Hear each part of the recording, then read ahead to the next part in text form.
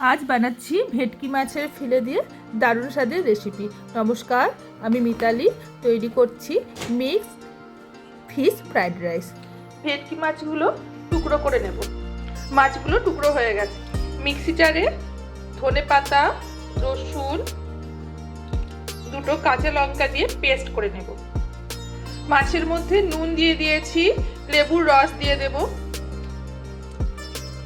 ধনে পাতা, কাঁচা লঙ্কা আর রসুনের পেস্টটা দিয়ে ভালো করে ম্যারিনেট করে রাখবো।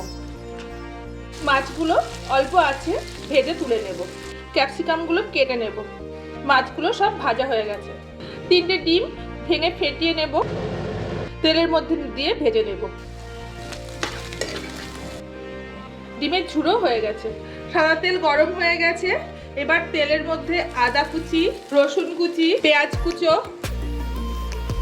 হলুদ bell pepper, red bell pepper আর ক্যাপসিকাম দিয়ে বেশি আঁচে ভেজে নেব। 2-3 মিনিট কড়া আঁচে ভেজে নিয়েছি। এবার এর মধ্যে বাসমতি চালের ভাত দিয়ে দেব।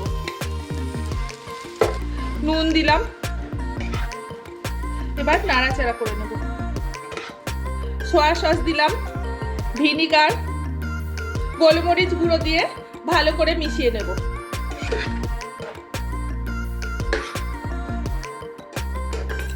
এর মধ্যে ডিমের ঝুড়ো দিয়ে মিক্স করে নেব।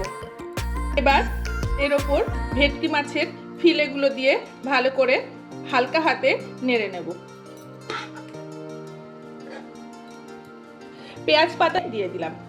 এবার এটাকে ভালো করে মিশিয়ে নেব। এইভাবেই তৈরি হয়ে গেল ভেটকি মাছের ফিলে দিয়ে দারুণ স্বাদের রেসিপি। আপনারা ভালো থাকবেন।